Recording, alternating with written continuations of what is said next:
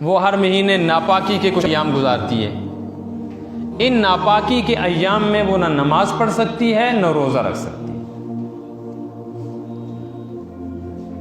مسئلہ یہ ہے کہ نمازیں اگر ناپاکی کے ایام میں قضا ہو جائیں تو ان کی قضا نہیں، وہ معاف ہیں، لیکن روزے چھوٹ جائیں تو ان کی قضا کرنی پڑتی ہے. یہ مسئلہ تو آپ کو معلوم ہوگا.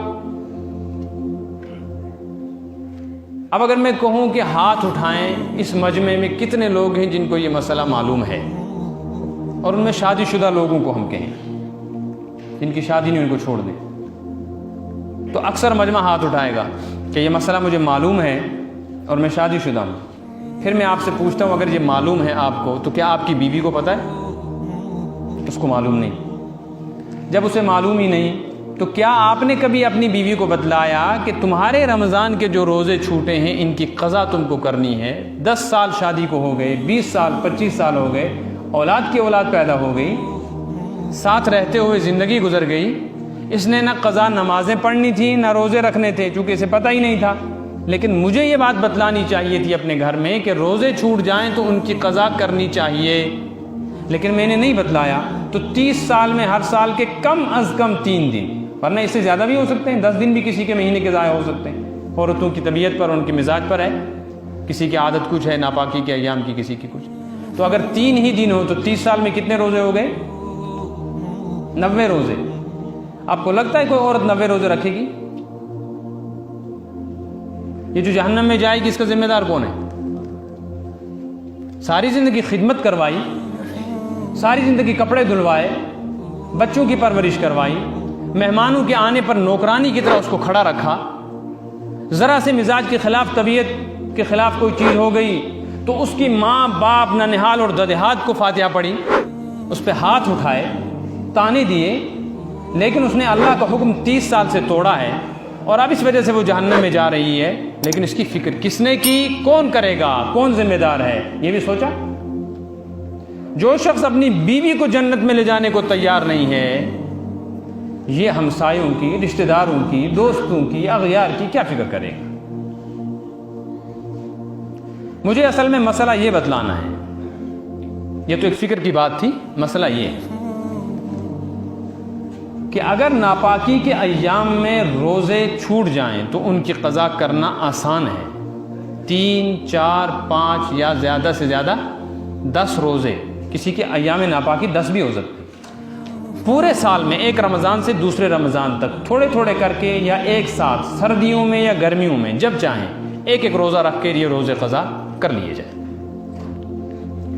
اگر روزہ رکھنے کے بعد ناپاکی شروع ہوئی ہے تو یہ روزہ ٹوٹ گیا، اور صبح صادق 2 دن 3 دن لگاتار رہی ہے ناپاکی، پھر صبح صادق میں جب روزہ شروع ہوتا ہے اس وقت یہ ناپاک تھی تو آج دن کا روزہ بھی اس کو نہیں رکھنا، لیکن دن میں یہ پاک ہو گئی تو اب اس کے ذمے یہ روزہ بھی ہے. تو یہ روزے اندازے سے 3، 5 کتنے چھوٹے ہیں، یہ رکھنے آسان ہیں. لیکن اس سے نازک مسئلہ جو ہے وہ یہ ہے کہ ناپاکی کے ایام جب ختم ہو جاتے ہیں، ناپاکی کے ایام، سمجھ رہے ہیں نا آپ میری بولی، آواز بات سن رہے ہیں آپ؟ مسئلے کو ذرا دھیان سے سننا چاہیے. ایک عورت ہے وہ ناپاک ہوئی ہے مثلا آج جمعہ کی نماز سے پہلے یا جمعہ کی نماز کے بعد، تو آج کے دن کا تو ہمیں پتہ چل گیا اس کی کون سی نماز چھوٹ گئی. یہاں پریشانی یہ ہے موسم کی وجہ سے ناپاکی کے ایام ختم ہو جانے کے بعد فوراً غسل کرنا شرعی حکم ہے. اب اگر یہ ناپاک عورت پاک ہو جانے کے بعد سستی کی وجہ سے یا کسی عذر کی وجہ سے، مثلا پانی گرم نہیں ہے اور سردی بہت چلے گلان ہے، یہ غسل نہیں کر پائی، تو جب تک یہ غسل نہ کرے اس دوران جو نمازیں اس کی چھوٹیں گی وہ ساری نمازیں اس پر فرض ہیں، وہ نمازیں اس کو قضا کرنی ہیں. عورتوں کے ذہن میں یہ بات بیٹھی ہوئی ہے کہ جب تک میں نہا نہ لوں، غسل نہ کر لوں، یہ تو میں بسران کر کے تو تک میں نماز پڑھ رہی بس بیٹھی. یہ بہت فکر کی بات ہے، بہت احتیاط کی ضرورت ہے اس میں کہ یہ سمجھایا جائے عورتوں کو، وہ اپنی بچیوں کو سمجھائیں، وہ بہوؤں کو بتائیں، چھوٹی بہنوں کو بتائیں کہ ناپاکی کا خون ختم ہو جانے کے فوراً بعد غسل کرنا فرض ہے. کیا ہے؟ فرض کو ہو آپ سمجھانے کے لیے، وہ فرض کو سمجھیں گے کچھ بڑا مسئلہ ہے. کیوں غسل فرض ہے؟ اس لیے کہ نماز فرض ہے، تو نماز سے پہلے پاکی فرض ہے.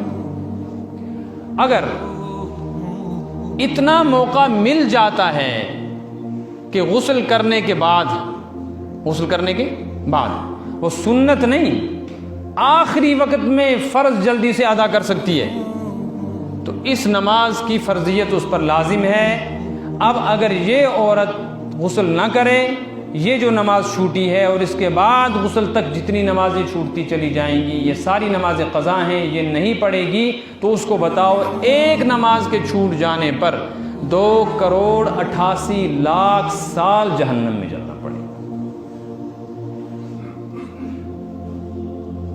یہ کوئی کھیل تماشا ہے؟ یہ کوئی اخبار کی خبر ہے؟ کوئی انٹرنیٹ پہ آنے والا ایڈ ہے؟ یہ کائنات کی سب سے سچی ذات حضرت محمد الرسول اللہ صلی اللہ علیہ وسلم کی شریعت ہے جس کا مذاق ہمارے گھروں میں ہو رہا ہے.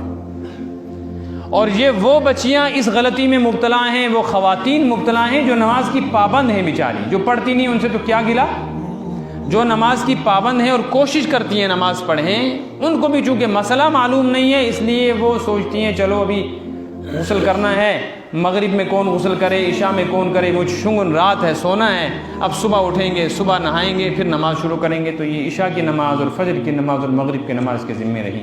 اس کو سمجھانا ہے کہ نہیں، ضروری نہیں ہے کہ تم باضابطہ صابن لگا کر اچھی طریقے سے جیسے نہاتی ہو نہاؤ. غسل واجب کے لیے اتنا کافی ہے کہ سر سے پیر تک ایک دفعہ پانی بہہ جائے، نیم گرم پانی ڈال کر پاک ہو جاؤ. کیا معلوم اسی رات میں موت آ جائے، پھر کیا معلوم. آ گیا مسئلہ سمجھ؟ سمجھائیں گے گھر میں انشاءاللہ.